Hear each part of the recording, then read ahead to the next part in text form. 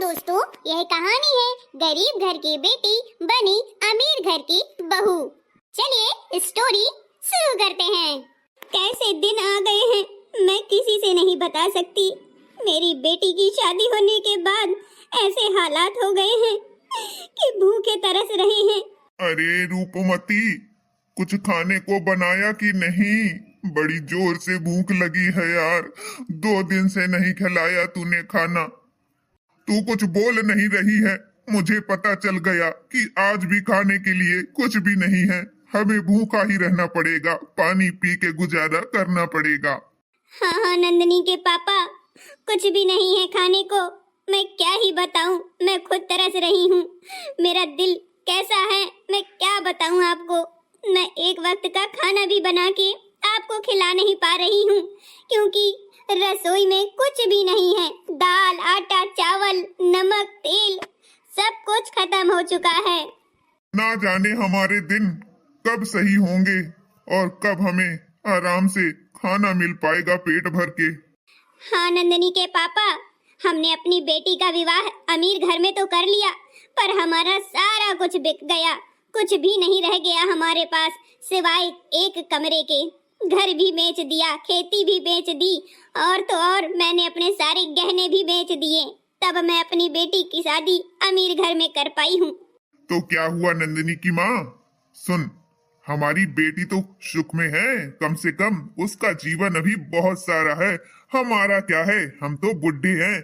हमारा थोड़ा जीवन बचा है, जी लेंगे और चले जाएंगे। कम से कम अपनी बेटी की तो खुशी के लिए हमने ठिकाना ढूंढ ही लिया ना। हाँ नंदिनी के पापू, ये तो मैं भूल ही गई। कम से कम हमारी बेटी अमीर घर की बहू तो कहलाएगी।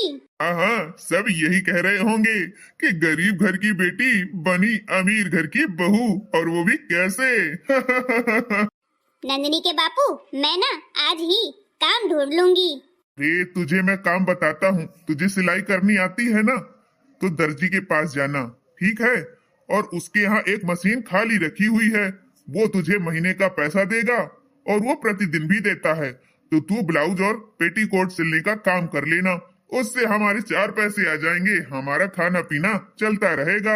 हाँ सही कहा, पर लोग बातें बनाएंगे कि बेटी की तो शादी अमीर घर में कर दी, पर अपने तो खाने के लाले ही पड़ गए इन लोगों को। क्या कहें आज समझ में नहीं आ रहा है नंदिनी के बापू। अरे नंदिनी की माँ, जैसा मैंने कहा है वैसा ही करो। कोई समाज हमें खिला नहीं देगा। अब देख लो, भूखे मर रहे हैं, खिला दे समाज तो मैं जानूं। मैं सोच रही हूँ कि बेटी को सब कुछ बता ही देती हूँ। बेटी को तो कुछ पता ही नहीं है। फोन लगा के सब कुछ बता दूं, शायद वो हमारी कुछ मदद कर दे। नहीं नहीं रूपमती, ऐसा कभी मत करना।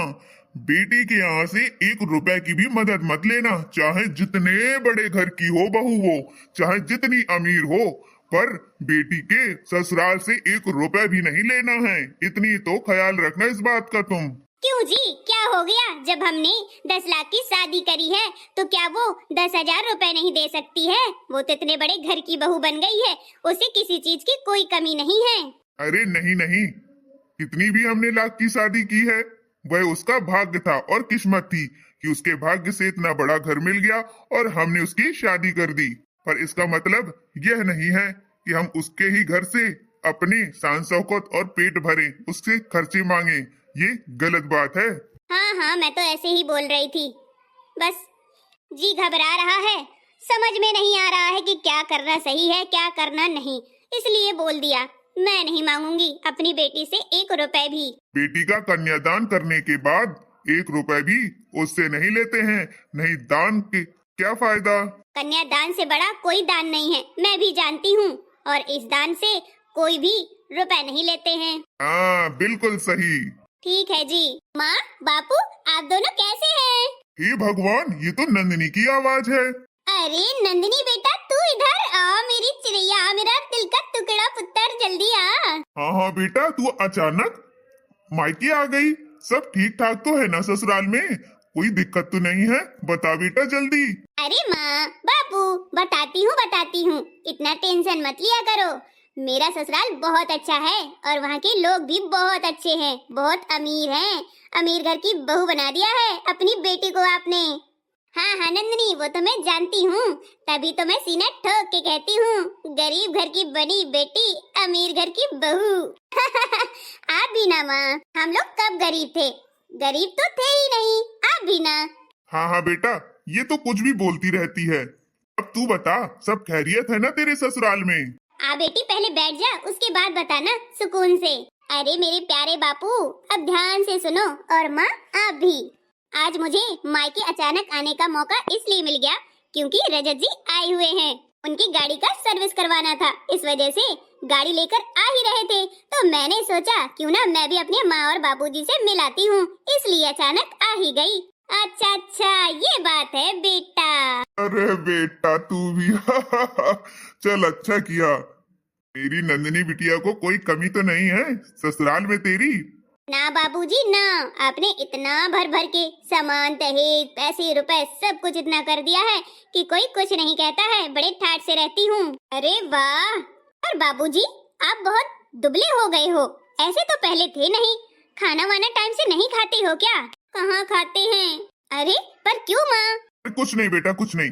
तेरी माँ है ना, कुछ भी बोलती रहती है। मैं टाइम से खाता हूँ। अब तू ही बता, अब जो बाप अपनी बेटी की शादी करेगा, दूसरे घर भेजेगा, उसको विदा करेगा, कन्यादान करेगा, तो उसको भला खाना अच्छा लगेगा?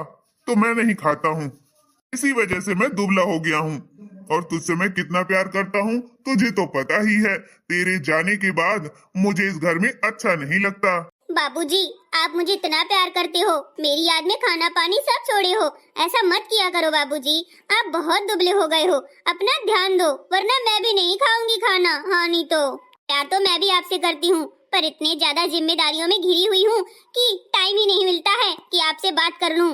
अब ससुराल में ज्यादा ही जिम्मेदारियां हैं, इतना बड़ा घर है, सब कुछ मुझी को संभालना पड़ता है क्योंकि मैं ही जेठानी हूँ। हाँ बेटा, अच्छे से संभालना, और कोई कमी नहीं होनी चाहिए। बातें सुनने को नहीं आनी चाहिए कि तुम्हारी बेटी ये नहीं करती, वो नहीं करती। क्या माँ बाप ने तुम्हें कुछ नहीं सिखाया? ऐसा तो बोले ही ना ससुराल वाले। हाँ हाँ नंदनी बेटा, भले ही हमें तुम बात न कर पाओ हमसे, पर ससुराल वालों की हर एक बात मानना, और जहाँ भी आर्गुमेंट्स हो वहाँ तुम हार जाना। मतलब कि लड़ाई झगड़े में जहाँ भी झगड़ा हो रहा हो, बहस हो रही हो, तो तुम अपने आप को हारता हुआ पाओगी, अपने आप को, तो जिंदगी जीत जाओगी। हाँ बापू, आप भी ना ऐसे समझा रहे जैसे मुझे जंग ही लड़ना है। वहाँ बहुत अच्छे हैं सब लोग। माँ आप मेरे लिए कुछ खाने के लिए नहीं लाई? ऐसा क्यों? ऐसा तो कभी हुआ ही नहीं है। वो बेटा ना, अभी मैंने खाने को बनाया नहीं है, आज देर से बनाऊंगी। ऐसा क्यों माँ? हाँ हाँ बेटा, आज ना मैं सब्जी लाना भूल गया, इस वजह से उसने कुछ बनाया ही नहीं। आप लोग मुझसे कुछ छुपा तो नहीं रहे हैं ना? अरे नहीं नहीं, कुछ नहीं छिपा रहे हैं। जाओ नंदिनी बेटा के लिए कुछ बना करके ले आओ। अरे चाय ही ले आओ 1 कप। ठीक है, जा रही हूँ, बना के लाती हूँ बेटा। ऐसा क्यों लग रहा है जैसे माँ और बाबू कुछ छुपा रहे हैं मुझसे? पर क्या ही छुपाएंगे, मुझे तो हर बात बता देते हैं। ले बेटा तेरी चाय। माँ और बाबूजी आपको कोई भी दिक्कत हो ना, मुझे तुरंत बताना। अरे मेरी नंदिनी बेटा, भगवान की कृपा से कोई दिक्कत नहीं है, तू बस कुशल मंगल रहे और खुश रहे। ठीक है बाबूजी, अब मैं चलती हूँ, इनका कॉल आ गया है। ठीक है बेटा, देखा हमारी नंदिनी बिटिया कितना ज्यादा खुश है, और भरा भरा परिवार है, कोई दिक्कत नहीं है। अब चल कुछ जुगाड़ करते हैं आज के खाना बनाने का। अच्छा हुआ कि नंदिनी बिटिया को कुछ पता ही नहीं चल पाया। हाँ हाँ तूने सही कहा। माँ और बाबूजी से मिलके मुझे बहुत अच्छा लगा। मैंने उनसे कुछ भी नहीं बताया, अब क्या ही बताती कि मेरी अमीर घर में शादी तो आपने कर दी है, पर वो सुख नहीं है जो आपकी एक छोटे से मकान में था। इतना बड़ा घर है, इतनी बड़ी जिम्मेदारी, रोज सुबह 4 बजे से उठ के काम करती हूँ। सबका खाना पीना, नहाना धोना, कपड़े बर्तन, हर चीज मैं करती हूँ। इतने बड़े घर का कोई फायदा नहीं है, अकेले रूम में डली रहती हूँ। जितना बड़ा घर उतनी बड़ी दूरियां, और जितना छोटा घर उतने ही लोग नजदीक में रहते हैं। मेरे हस्बैंड हैं तो वो दिन दिन भर के लिए चले जाते हैं ऑफिस, शाम को आए हैं, करते हैं काम, उसके बाद खाना पीना खाया सो जाते हैं। क्या ही कहूँ, लेकिन माँ और पापा को कुछ पता नहीं लगने दूंगी कि मैं किस हाल में हूँ। इस कहानी में अभी तक आपने देखा कि नंदिनी की शादी अमीर घर में तो हो जाती है, यानी गरीब घर की बेटी अमीर घर की बहू तो बन जाती है, पर नंदिनी के माँ बाप के खाने के लाले पड़ जाते हैं, यानी कि उनको एक वक्त का खाना भी नसीब नहीं होता है। और यह बात वह अपनी बेटी से छुपा कर रखते हैं। और यहाँ नंदिनी भी अमीर घर में आके खुश तो रहती है, पर कुछ दिन बीतने के बाद सब बदलता सा जा रहा था। नंदिनी को प्रत्येक व्यक्ति सिर्फ काम के लिए ही यूज कर रहा था कि उसका ये काम कर दो, उसका ये काम कर दो। सासू माँ, ननंद, देवरानी सब उसका इस्तेमाल कर रही थी और कोई भी उसके पास नहीं बैठता था। अमीर घर की तो थी, लेकिन दिल अमीर नहीं था और लोगों का नेचर अमीर नहीं था। फिर भी नंदिनी अपने घर की कंडीशन को अपने माँ बाप से शेयर नहीं करती है और नंदिनी के माँ बाप भी नंदिनी से कोई बात अपने दुख की नहीं बताते हैं ताकि हमारी बेटी सुख में रहे। उनको तो यही यकीन है कि हमने अपनी बेटी की शादी एक अमीर घर में की है और वो बहुत ही ज्यादा ऐशो आराम की जिंदगी जी रही है, पर उन्हें क्या ही पता कि नंदिनी की हालत कैसी है। अब कहानी देखिए आगे। भाभी, मेरा लंच कहाँ है? मुझे कॉलेज जाना है। लगता है आप अभी आराम ही करके चेकी नहीं। अरे नहीं नहीं दीदी, चलिए मैं आपका लंच बना देती हूँ। मैं ना आज बिजी हो गई थी काम में। जल्दी चलिए और बना दीजिए, आपके आराम हो गए हो तो। ठीक है दीदी, बनाती हूँ। अरे नंदिनी, मेरा पर्स कहाँ रख दिया है? मुझे ऑफिस के लिए लेट हो रहा है। अरे पर्स कबर्ड में रख दिया था, आपको याद नहीं है? सब कुछ मुझे ही याद करना पड़ता है। अभी देती हूँ, चलिए पीछे कबर्ड में रखा है। अरे जल्दी दो ना मुझे हाथ में। अरे बहू, मेरे नाश्ते का टाइम हो गया है, जल्दी लेकर आओ। है जी, थोड़ा इंतजार कर लिया करो। अरे बहू ही है, उसके 10 हाथ नहीं है।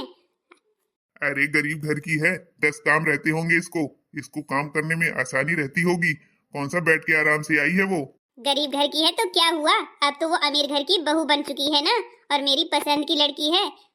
थोड़ा इंतजार भी किया करो, सबके लिए वही काम करती है। सोचो जरा, सबका चाय नाश्ता, खाना, बर्तन, झाड़ू पोछा, इतने घर की पूरी जिम्मेदारी नंदिनी ही संभालती है। हाँ हाँ, बात तो सही कह रही हो। ये लीजिए पापा आपका नाश्ता, और मुझे क्षमा कर दीजिए, आज ना मैं लेट हो गई हूँ।